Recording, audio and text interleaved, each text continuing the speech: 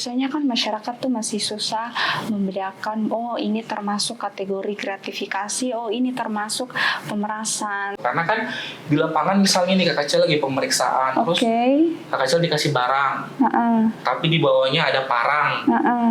Kok ambil kah? Tidak, kok tidak ambil, nyawa melayang. Jadi kita melihat teman kita melakukan hal-hal di luar nurul, kemudian kita mau melaporkan, tapi di sisi lain kemanusiaan. Kok teman saya? Tuhan sama teman. Iya.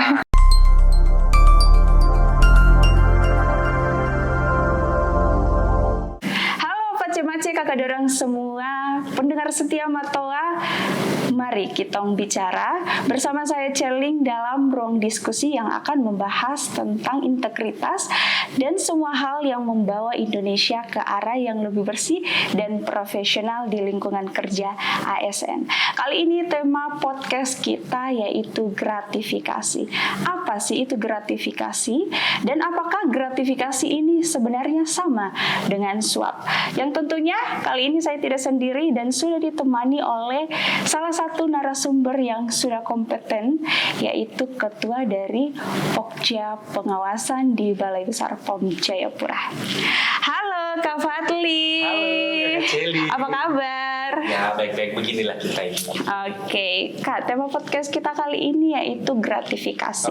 Dan mungkin banyak sekali pertanyaan dan ada isu-isu terdengar ya bahwa gratifikasi ini apakah sama dengan suap? Dan mungkin nanti kita bisa uraikan contoh-contoh seperti apakah gratifikasi itu.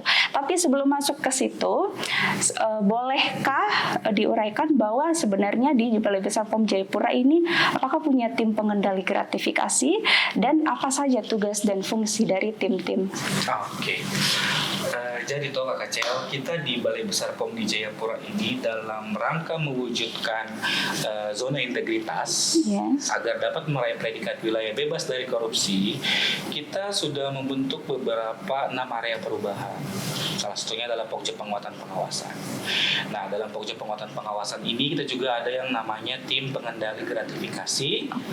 Kemudian juga telah disusun namanya tim UPG. Unit Pengendali Gratifikasi. Jadi, untuk mengakomodir segala sistem itu, Pokja Penguatan Pengawasan juga itu mempunyai kayak saluran media untuk melaporkan apabila ada hal-hal yang terjadi. Nah, tim UPG di Balai Besar POM Jayapura ini salah satu tugasnya adalah menerima laporan, mengadministrasi, kemudian mengelola laporan dan menyampaikan ke bagian yang sejauh ini tim UPG itu diketuai oleh kepala bagian tata usaha Besar POM Jayapura. Kemudian dilakukan identifikasi, investigasi yang nantinya akan berakhir kepada kesimpulan akhir yang menyatakan bahwa tindakan tersebut termasuk ke dalam gratifikasi, suap atau apapun itu yang melanggar peraturan. Kemudian nanti akan dilaporkan ke Sang Integritas, ke Inspektorat Badan POM Pusat. Nah, seperti yang kita ketahui ya bahwa KPK ini mencatat bahwa kementerian atau lembaga ini merupakan instansi yang paling banyak terlibat korupsi di tahun 2024. Yang paling banyak yaitu pejabat eselon disusul dengan swasta, kemudian DPR dan DPRD. Korupsi, contohnya korupsi pengadaan barang dan jasa ini tercatat terbanyak disusul ada gratifikasi ya, kemudian pemerasan, ada pencucian uang. Jadi bisakah digambarkan bahwa gratifikasi ini seperti apa bentuknya dan apakah gratifikasi ini ada yang perlu dilaporkan, lalu kenapa tidak diperkenankan untuk menerima gratifikasi?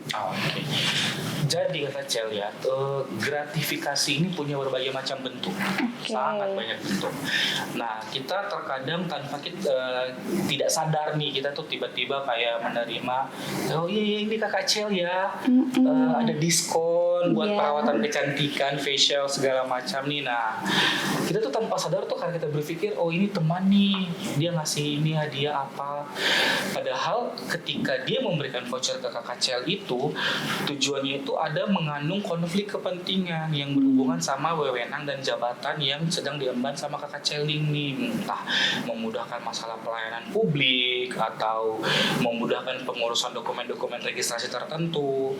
Nah, itu yang termasuk dalam gratifikasi. Bentuk-bentuk lainnya juga tuh ada banyak seperti diskon, rabat, kemudian fasilitas kayak kita membiayai tiket perjalanan liburan, wisata, bisa juga dalam bentuk barang, uang. Nah, yang seringnya ini uang nih Kakak Cel, kan sering dengar tuh money laundry, ya kan? Bukan laundry yang ini ya, cuci pakaiannya, gua nggak itu cuci enggak. Jadi seringkali tuh money laundry itu bentuk pemberian gratifikasi dalam bentuk uang tapi disamarkan melalui rekening tertentu. Nah, itu yang sering disebutnya sebagai pencucian uang. Nah, gratifikasi itu tuh termasuk jenis-jenis seperti itu nih. Dan memang di gratifikasi sendiri itu ada 2 jenis nih. Ada yang wajib dilaporkan dan ada yang tidak wajib dilaporkan. Untuk beberapa yang wajib dilaporkan itu ya salah satunya termasuk pemberian barang. Apalagi ini berhubungan sama wewenang, tugas jabatan, terus mempengaruhi dalam pengambilan keputusan, atau misalnya nih Kakak Celing sebagai pengadaan barang dan jasa untuk biar supaya tong kasih uang sudah ke Kakak, biar Kakak pilih kita tong jadi penyedia di sini. Nah, itu salah satunya adalah itu termasuk gratifikasi.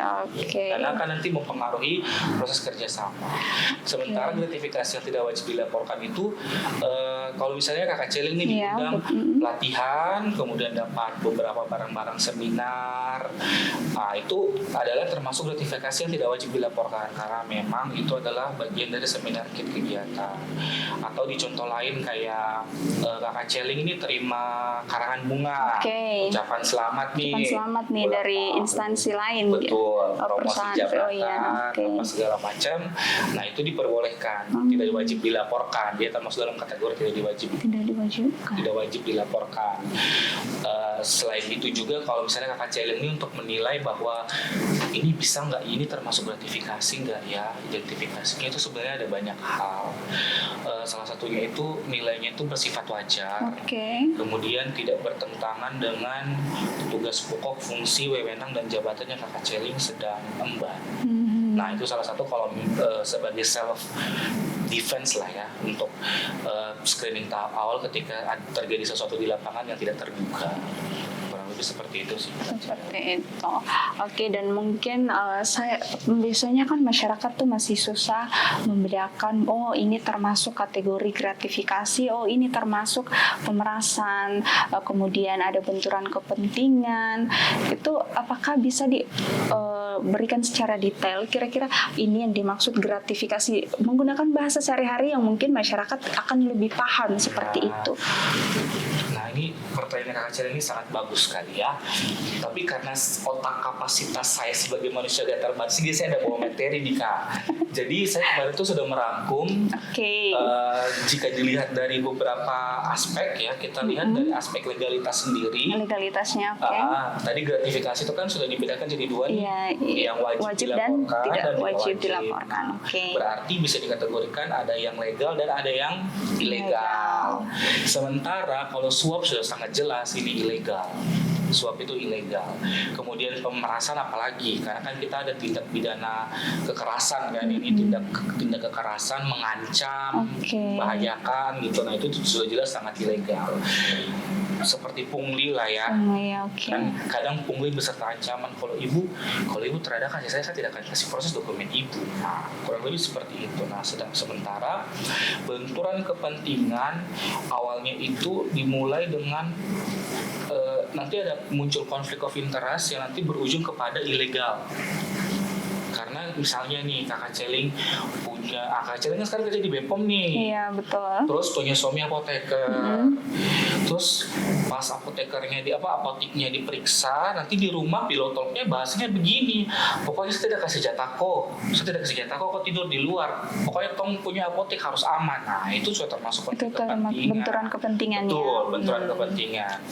Salah satunya itu jadi akhirnya bisa berujung ke ilegal karena Kakak Celing dalam kondisi tertekan akhirnya misalnya memohon ke teman-teman di bidang fungsi lain untuk bilang tolong dong apoteknya diselamatkan. Nah, itu dari sisi aspek legalitas. Kemudian dari unsur timbal balik. Kalau digratifikasi bisa aja ada dan bisa saja tidak. Seperti yang saya bilang tadi, yang di self defense-nya itu pada saat kita terima kita lihat nih nilai wajarnya, apakah dia bertentangan tugas dan jabatannya. Makanya ada kategori wajib dilaporkan dan tidak wajib dilaporkan. Sementara di suap dan pemerasan, kalau di suap itu jelas ada unsur timbal baliknya, karena kan ya tahu sendirilah, Bu, saya bayar ya, tapi sapu dokumen proses. Nah, itu kan termasuk dalam suap ya. Nah, terus sementara kalau di pemerasan unsur timbal baliknya tidak ada, karena di sini kan komunikasi yang dilakukan satu arah. Satu arah ya. Jadi yang misalnya yang kerja ini ASN, jadi yang melakukan pemerasan ini ke masyarakat. Jadi ASN yang kamu harus bayar saya sekian. Seperti itu ya bahasa ininya sehari-hari. Karena ada unsur paksaan kan. Betul. Kemudian di benturan kepentingan seperti contoh yang tadi tuh yang Kak Kecil punya suami apoteker nih. Di situ kan berarti ada potensi pengaruh keputusan kan. Jadi yang tadinya mereka ada temuan nih arah-arah mau di PSK karena atas bantuan Kak Kecil nih ke teman-teman pemeriksaan nih, akhirnya ke teman-teman pemeriksaan empati, merubah lah. Jadi nggak objektif gitu ya, betul. Kemudian aspek waktu pemberian. Gratifikasi itu bisa terjadi sebelum kegiatan atau sesudah kegiatan. Betul. Jadi bisa saja pengadaan barang dan jasa, Pak, saya kasih diskon deh. Kan tadi diskon termasuk nih. Iya, betul. Dalam bentuk gratifikasi kan. Pak, saya kasih diskon deh biar Bapak pilih saya nih sebagai penyedia. Nah, itu bisa termasuk gratifikasi. Makanya kita harus benar-benar memperhatikan aspek nih. Terus kalau yang sesudah ada juga setelah misalnya kita sudah pesan, pokoknya Bapak gampang deh dapat bagian. Tuhan, banyak uang ya. Nah, kemudian di suap itu proses terjadinya adalah sebelum atau pada saat proses. Pada saat sementara berarti ya kegiatannya. Sebelumnya itu biasanya mungkin ya DJ Pros itu sih alhamdulillah ya orang-orangnya berintegritas. Belum ada ya.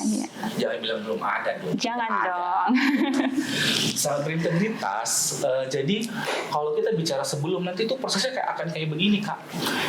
Ayo Kak Kecil, tong makan B2 mahal tuh di sini. Kak Kecil tidak susah makan B2 tuh, mari tong traktir. Nah, itu tuh bisa ada bibit-bibit tuh suap menyuap nih tanpa Kak Kecil sadari. Ternyata tujuan dia ngajakin Kak Kecil traktir ini supaya nanti dia bisa bantu saya untuk memenangkan itu. Entah itu dari bidang pengadaan, proses registrasi atau mendahulukan pelayanan publik, salah satunya seperti itu. Nah, kemudian kalau di benturan kepentingan itu sama pemerasan, waktu pemberiannya itu tidak relevan, dalam artian dia tidak ada batas waktu dan mau sebelum atau sesudah atau proses terjadi, dia sewaktu-waktu terjadi dalam proses jangka waktu yang tidak dapat diduga, kurang lebih seperti itu. Karena kalau pemerasan kan kita berkebutuhan nih, masyarakat datang, aku harus bayar 10 juta proses dokumen. Nah, bisa jadi pada saat itu juga, atau pada saat sebelum atau sesudah, bisa juga seperti itu. Jadi dia waktu pemberiannya itu tidak ditetapkan apakah sebelum atau sesudah, dia sewaktu-waktu bisa terjadi. Kemudian contoh yang paling gampangnya itu gratifikasi ini sering disamarkan dalam bentuk hadiah ulang tahun. Jadi sebenarnya kalau ngasih bingkisan atau sumbangan itu, apakah itu termasuk gratifikasi? Misalnya nih, ada salah satu BUMN atau BUMD yang kira-kira mendekati hari raya, lalu kemudian mereka mengirimkan semacam parcel gitu ya, parcel ucapan biasanya ya. Apakah itu bisa dikategorikan sebagai gratifikasi dan apakah itu wajib dilaporkan? Nah, itulah yang saya bilang tadi, Kak. Nilai wajar dan apakah berhubungan dengan tugas pokok fungsi jabatan. Nah, itu kita mengidentifikasinya dari situ tuh. Ini gratifikasi, tong tolak sudah, karena ini wajib dilaporkan. Jadi terus ada juga kondisi-kondisi tertentu yang memang barang-barang tersebut tuh bisa kita terima nih. Apakah dalam kondisi keadaan kita membahayakan diri, terancam, atau di sisi lain akan merusak hubungan nih dengan stakeholder Oke. Nah, kalau kayak bingkisan hadiah ulang tahun itu, nanti kakak Cel ini bisa nih mengidentifikasi tahap awalnya, misalnya nilainya wajar, jadi misalnya pemberiannya nilainya ketika dihargai, katakan bisa lah ya kalau kayak macam ciki-ciki gitu, cek di Alfa ini, ternyata totalnya hanya 300.000, maksimal 300.000, bisa lah ini hadiah ulang tahun. Nah, tapi sebaiknya sih kalau dari kita di Pokja Penguat dan komitmen kita bersama di Balai Besar POM Jayapura ini, kami itu pokoknya mau dia baru bibit, tunas, zigot atau apa itu kami langsung menolak, mending ditolak aja gitu, karena daripada membahayakan diri sendiri, ini udah diidentifikasi aman-aman ternyata tong sumakan masuk septic tank, ya Allah tiba-tiba dipanggil KPK kan tidak lucu. Iya betul. Jadi berbicara mengenai nominal yang wajar ya Kak, terkait gratifikasi ini, apakah sebenarnya ada gratifikasi yang ini sih kalau masih 300-an ribu ini belum termasuk gratifikasi, apakah ada batasan nominal yang bisa spesifik begitu supaya kita kategorikan ini kamu sudah terima gratifikasi ya? Boleh dijelaskan, dipaparkan sedikit kali ya Kak ya? Jadi Pace kakak orang semua di peraturan KPK itu gratifikasi tadi yang kita jelaskan di awal tidak wajib dilaporkan dan wajib dilaporkan. Nah, di gratifikasi yang tidak wajib dilaporkan itu ada beberapa bentuk, seperti misalnya ya kakak Cel menikah. Saya kasih amplop sebagai rekan kerja. Iya betul. Nah, itu ternyata termasuk gratifikasi yang tidak wajib dilaporkan. Itu yang tidak wajib ya berarti. Jadi kalau saya nikah Kak Fadli kasih amplop berarti itu nggak wajib ya. Tapi bukan berarti saya bisa tulis cek nih buat kakak Cel 10 juta, nggak bisa. Ternyata ada nih nilai nominal batasan. Jadi dalam satu kali pemberian itu saya bisa nih memberi maksimal misalnya 300.000, batas maksimal 300.000, secara setahun akumulasi maksimal 1 juta. Jadi dalam 1 tahun akumulasinya itu hanya 1 juta. 1 juta. Entah itu mungkin 3 kali kegiatan, artinya tidak boleh lewat dari. Tuhan, masa kakak Cel menikah 3 kali? Enggak dong, maksudnya mana tahu ada nikahan, syukuran, iya kan? Itu jelas pasti tuh orang beda-beda tuh. Ya bisa lah seperti itu, salah satunya contohnya seperti itu. Atau misalnya nih kakak Cel nikah, anak brojol nih lahir, hitanan atau apa gitu kan. Nah itu bisa seperti itu. Oke, bicara terkait gratifikasi di lingkungan kerja ASN ya Kak ya. Kira-kira kalau misalnya saya traktir Kak Fadli nih, Kak ayo aku ajak makan deh, mau nggak? Kira-kira itu termasuk gratifikasi nggak sih Kak? Ini berarti kita di ruang lingkup kantor yang sama ya. Nah ini juga ternyata diatur nih di peraturan KPK juga nih masalah gratifikasi ya. Berarti diatur juga nih, pedomannya ada nih. Jadi itu termasuk gratifikasi yang tidak wajib dilaporkan. Jadi masuk di gratifikasi. Yang nilai wajarnya itu adalah maksimal 300 dan akumulasi setahunnya 1 juta. Kan nggak mungkin juga lah ya tuh kakak Cel mau bilang, Kak ayo sudah saya traktir terus, saya tidak mungkin kakak Cel ngelatih saya setiap hari 500.000. Jangan dong, bangkrut nih. Apalagi izin seret nanti. Iya, betul. Oke, berbicara terkait gratifikasi nih ya Kak Fadli, saya dari tadi tuh penasaran, nanti kalau saya di lapangan terus saya ketemu kejadian seperti itu, kira-kira apa yang perlu saya lakukan dan prosesnya itu seperti apa? Apakah saya, misalnya yang saya sudah kategorikan tadi, kira-kira ini wajib dilaporkan, terus saya harus melapor kemana, ke siapa, seperti itu. Boleh dipaparkan sedikit kali untuk Mama Pace dorang di luar. Ini berarti kakak Cel memposisikan diri sebagai masyarakat atau pegawai di Papua ya, di provinsi Papua. Jadi kita di Balai Besar POM Jayapura, khususnya Pokja Penguatan Pengawasan, mempunyai inovasi lapor Pace. Di lapor Pace. Ini dari inovasi dari Balai Besar POM di Jayapura ya. Berarti sudah disediakan ya wadahnya. Kita sudah ada wadah saluran nih buat pace-mace kakak adik orang semua untuk melaporkan apabila di lapangan ditemukan gratifikasi, ketidaksesuaian, tindak pidana yang melanggar hukum, atau merasa pelayanan publik yang kita berikan di lapangan itu tidak sesuai. Ya. Jadi misalnya ada Bapak Ibu temukan nih, datang bawa sampel di lobby ya, misalnya di Balai Besar POM Jayapura tiba-tiba misalnya resepsionisnya bilang, kamu harus kasih saya 10 juta baru saya ajukan ini. Kira-kira seperti itu ya.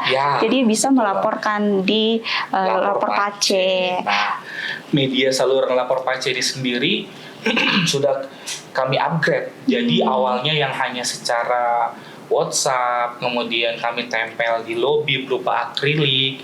Terus kami sudah mulai munculkan di website Balai Besar POM di Jayapura. Kalau pace-pace kakak orang semua kunjungi, nanti tong semua tuh lihat ada di situ. Di situ ya, sudah. Terus juga di media sosial Balai Besar POM di Jayapura tuh ada juga lapor pace secara berkala akan di posting.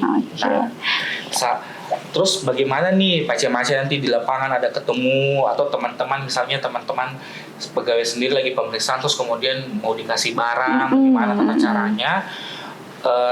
Sebenarnya sih teman-teman semuanya di pace-pace kakak orang semua tuh harus mempunyai sebenarnya dokumentasi. Betul. Jadi dokumentasinya yang penting ya. Fotonya. Hanya kan tetap nih kakak Cel, kita tetap harus memperhatikan keselamatan dari si pelapor.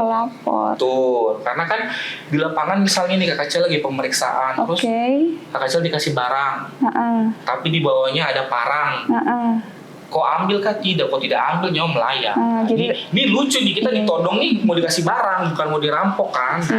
Tapi karena kita kondisi mengancam nyawa, itu kita diperbolehkan untuk menerima dulu barang itu. Karena kita kan tidak mungkin nih di lapangan cekrek emang selebritas, gak mungkin kita foto. Jadi kakak terima, nanti sudah posisi aman, situasi kondisi aman, kakak Cel kemudian dokumentasikan barangnya. Karena kita tidak mungkin mendokumentasikan di kejadian, jadi dokumentasi barangnya, dilaporkan kronologisnya, lokasinya, kemudian kejadiannya seperti apa diceritakan secara runut, dilapor pace itu, nah nanti disubmit. Nah di lapor pace ini sendiri kita punya pembatasan wewenang akses. Jadi tidak semua orang akses ya. Karena identitas pelapor harus dirahasiakan. Jadi artinya pace-pace dorang kalau ketemu kejadian seperti ini yang merupakan gratifikasi tidak perlu lagi datang ke kantor kan ya Kak ya. Jadi langsung diakses melalui handphone lapor pace. Jadi tinggal di rumah aja, tinggal foto, kemudian laporkan di aplikasi lapor pace. Lagi misalnya ini Bapak pace-pace kakak ada orang semua di lapangan lihat ada Balai POM lagi di facial ini ternyata dapat ini ya diskon apa, foto langsung lagi dipijit mukanya foto, tong lapor. Nah itu di lapor pace itu nanti bisa juga tuh ada WhatsApp yang langsung ke kepala balai. Jadi terbatas ya yang bisa lihat itu. Jadi hanya memang yang punya wewenang tertentu aja. Nah, berbicara tentang gratifikasi tadi kan sudah diuraikan bahwa kalau masyarakat ingin melaporkan gratifikasi ke lapor pace. Terus Kak, bagaimana kalau yang ingin melaporkan gratifikasi ini adalah ASN dari BPOM sendiri? Apakah ada wadah yang mewadahi untuk melaporkan gratifikasi sendiri?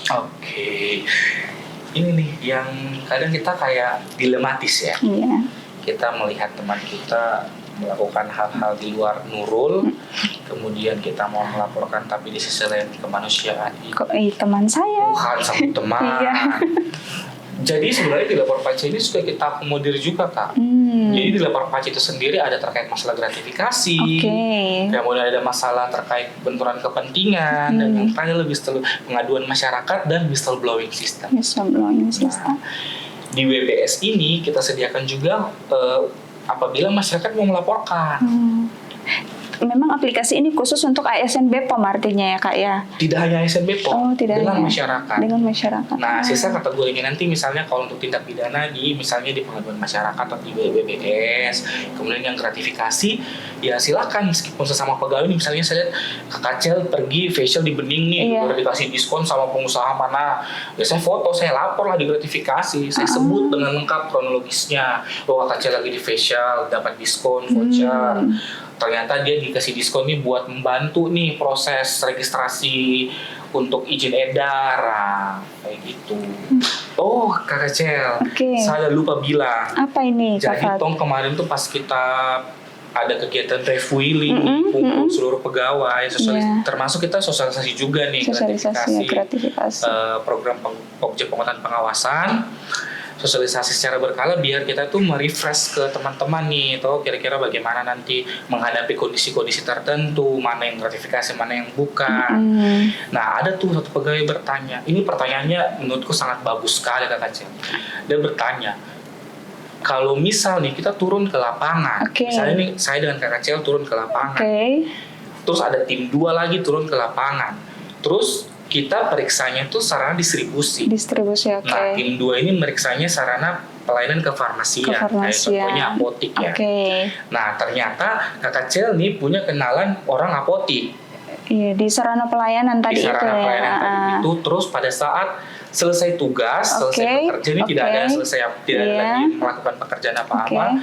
Ternyata teman Kakak Cel ini ajak Kakak Cel, ayo toh makan. Yang diperiksa tadi tuh. Iya, tapi yang periksa itu temannya Kakak Cel yang tim 2 tadi ya. Oke. Nah, kemarin tuh saya jawabnya agak bingung sebenarnya Kakak Cel. Ini memang kondisi yang sangat dilematis. Tapi kalau kita berbicara masalah identifikasi benturan kepentingan, ini kan dilakukan di saat di luar jam kerja. Jam kerja, iya betul. Laporan hasil pemeriksaan sudah terbentuk, sudah kita laporkan secara real time ke SIPT. Menurut saya sih sah-sah saja. Makanya ada tadi self defense-nya itu supaya Kakak Cel menilai nih, ini teman saya nih ajak saya makan, dia mau odo-odo saya supaya bagaimana kah, rubah-rubah itu kah.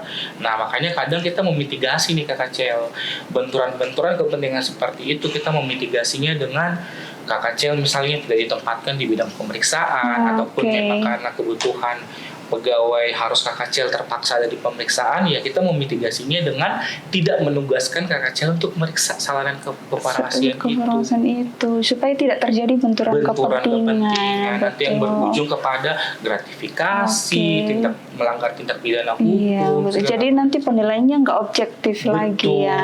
Nah, kalau misalnya Kakak Cel dilematis seperti itu, Kakak Cel kembali lagi ke self defense-nya tadi nih, menilai wajar nggak ya saya ditraktir nih gitu, ada hubungannya nggak ya dengan wewenang jabatan saya. Selama Kakak Cel bisa merasa itu tidak ada kaitan, nah itu sudah termasuk tergolong gratifikasi tidak wajib dilaporkan. Betul. Berarti dalam artian kita boleh menerima. Karena kan kita juga agak susah nih ya, kita ada di Sedat Indonesia ini kan sering kita dijamu, datang. Kadang aja kita ke pemeriksaan nih, ayo Pak diminum air putihnya gitu. Itu aja kita lantaran berintegritasnya nih ya, pace-mace kayak ada doang saking semua. Integritasnya ini ya. Saking Jayapura, saking integritasnya air putih tong tolak. Tuhan, kalau air putih saja ini. Baru bukan air putih kristalin begitu, bukan cuma aqua gelas itu biasa. Tolak. Karena menjaga integritas itu. Makanya kita di sini tuh lebih baik mencegah. Jadi tolong Kak, pace-mace Kakak ada orang semua doakan Balai Besar POM di Jayapura BBK 2025 ini. Oke, Kakak Fadli, saya rasa sudah sangat jelas ya dari tadi diskusi singkat kita terkait gratifikasi, benturan kepentingan dan pemerasan, suap, kayaknya sudah sangat-sangat jelas untuk pace-mace dorang semua di luar. Jadi buat pace-mace dong, kalau masih bingung, tetap ingat lapornya di mana? Lapor pace. Oke, mungkin sekian dari kita ya kali ini, episode kali ini terkait gratifikasi. Harapannya semoga pace-mace dorang semua tetap mengikuti episode berikutnya terkait podcast kita. Saya Celing pamit undur diri. Dan saya Fadli Financier Adam. Sampai jumpa di episode berikutnya.